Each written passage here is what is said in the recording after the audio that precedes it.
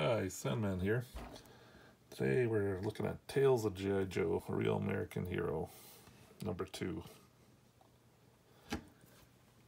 And if you're wondering, this looks a lot like the regular G.I. Joe number 2. That's because you're right, this is a reprint series that went back and reprinted the early G.I. Joe comics.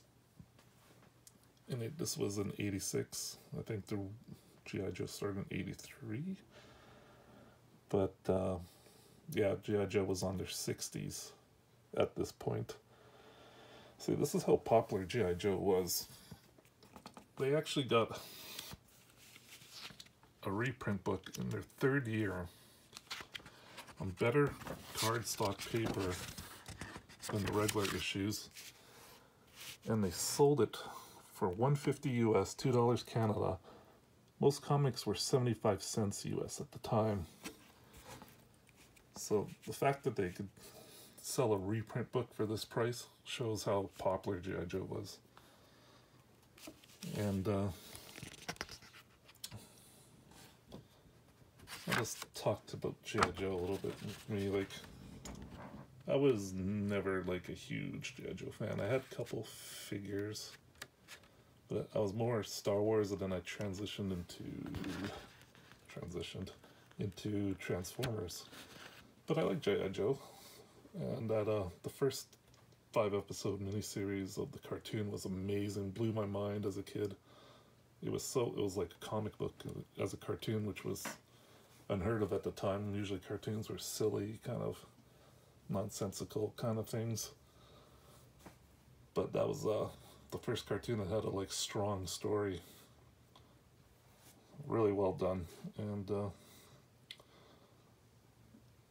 the G.I. Joe comic, like the first 12 issues were just amazing. Like, you know, I'm not into army stuff and that stuff, but it really held my interest. It was a really good story. It was really well done.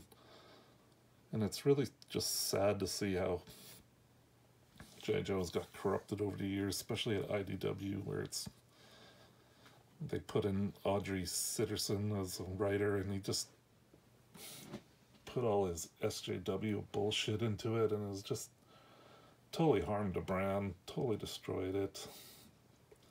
There's this one issue where he has Quick Kick, an Asian guy, totally beat the hell out of Snake Eyes just because of cultural appropriation. That seriously just turned me off on the whole thing. Luckily they got rid of him, but the damage has been done. That issue is always in print now. It's just terrible. But anyways, we'll get back to this. As you can see, this is written by Larry Hama. He's apparently still writing at IDW. I haven't really checked this out, but apparently they continue the Marvel continuity at IDW. Unfortunately, Larry Hama is one of those creators that talks terrible to his fans, and just like the Star Wars Lucasfilm, how they treat their fans. That was really disappointing, because I considered Larry Hama a good writer. Did a good run in Wolverine, and it's sad that he's like this. I haven't seen it personally, but I've read a lot and seen some videos on it, and I really don't want to know more. Just don't want to be my memory tainted. Just kind of remember the good stuff. Anyways, we got Don Perlin, another mainstay of Marvel at the time. Never a hot artist, but reliable and used often.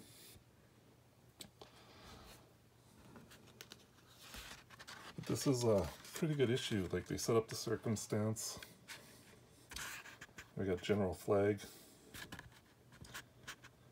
He recently made a reappearance in G.I. Joe versus Transformers at IDW. That was kind of, I think it was done by Tom Scicoli or something like that. It was kind of off-putting to a lot, but I thought it was a lot of fun. It was kind of out there, but it was good to see General Flag back.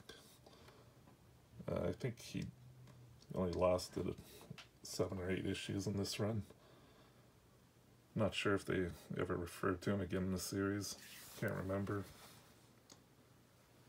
But yeah, they do this awesome bit. Done a lot of movies where they recall their members from vacation. So they do this thing like catch up to what the members are doing on vacation as they get recalled. And it's like, you know, stalkers. Looks like he's hunting deer, but then you find out later, oh, you ruined my shot, but he's holding the camera. That was nice. And we got Breaker, who works for the government, comes in every month or so to plays with computers. And these girls are interested. They turn around and he is left. And then you got Scarlet in her spare time who does martial arts. Gets called in by that guy. This is a classic bit. It's like you see this all the time in movies without military staff being recalled in. There was actually a kind of similar scene in Star Trek V for when they go back to get they recall Kirk and his friends from vacation. Star Trek VI was supposed to also start with a very similar scene where they've all moved on and then they get called back for one final mission. But that scene ended up being cut, which is too bad because it sounded like it was pretty cool.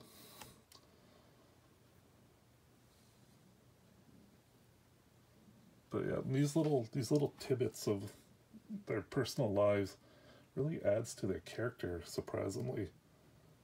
You get more character, like character development in these little panels than you do in like the more modern books in the pages of them. Like, it's just ridiculous.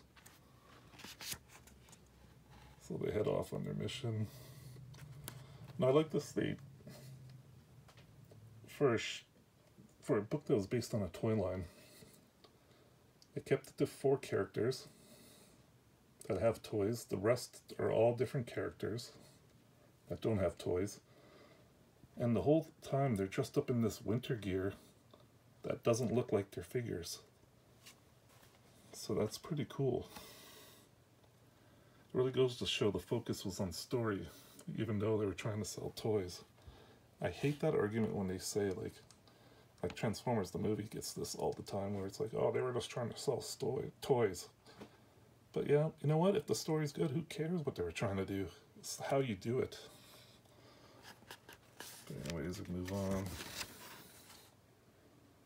We meet Quinn.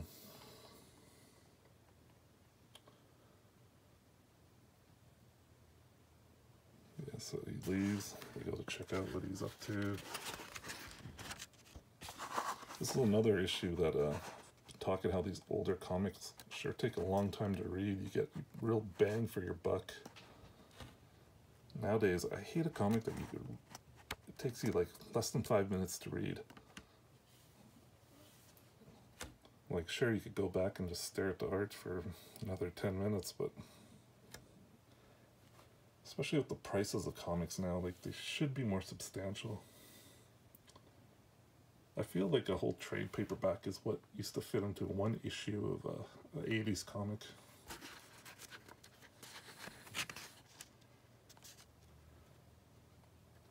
And the interesting thing here is, where is that?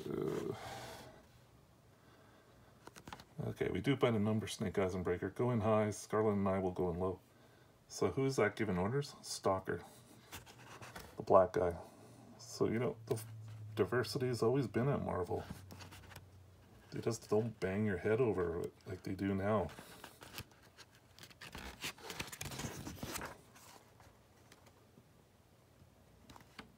Like a black man was in charge of the G.I. Joe team.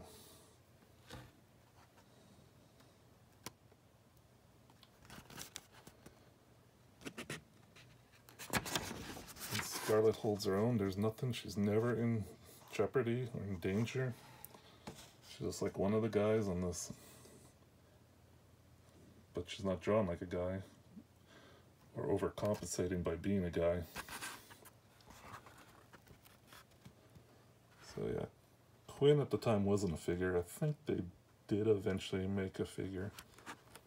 Larry Hama was amazing. He made all these, I don't know what they call these things, bio profiles or whatever they call them. I want to say tech specs, but that was Transformers.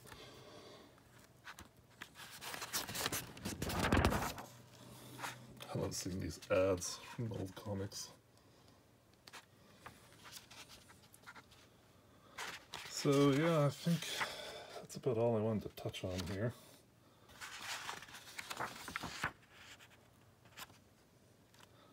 Yeah, really, like when I first flipped through this book, I thought, this seems really talky and not really much happening, but this was a really solid, well-constructed story.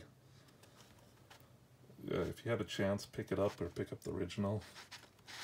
Like this one is like really heavier cardstock than the regular issue, so it hasn't yellowed like most normal issues would. And this hasn't even been in a bag. I picked this up in a dollar bin too. Take a look at this lineup, the current lineup at Marvel. Yep. There we go. Daredevil, Web of Spider-Man, West Coast Avengers. West Coast Avengers 29, so that was, I think that's when Byrne started. GIJOE Special Missions, Sledgehammer. I forgot about that. Strike Force Moritari, New Mutants, Conan, Captain America, The Punisher, Amazing Spider-Man's, Strange Tales, that wasn't that great. Alpha Flight, not that great either. Avengers, Hulk, another Conan, Marvel Tales, another reprint book, Silver Surfer. That's 8. That was during Marshall Rogers' run. GIJOE 68. Uncanny X-Men 226, that was around the John Romita run. Fantastic Four 311, Steve Englehart, I think. Iron Man 227, that was the David Michelini, Bob Layton, I think it was Mark Bright at the time.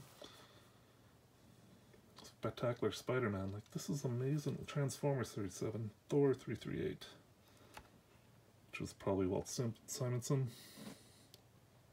X Factor 25, Walt Simonson, Louise Simonson. Just like amazing lineup. Compare that to today's lineup. This kills it by a factor of 100, 1,000. Just amazing. This is partially why I started this channel, to remind people how awesome comics were. We need to get back to this point. So yeah. And that's about it, guys. I hope you enjoyed this one. I did, a lot more than I thought I was going to. Subscribe to my channel if you can, please. And click on the bell icon to receive notifications of new videos. Thanks for watching. Bye.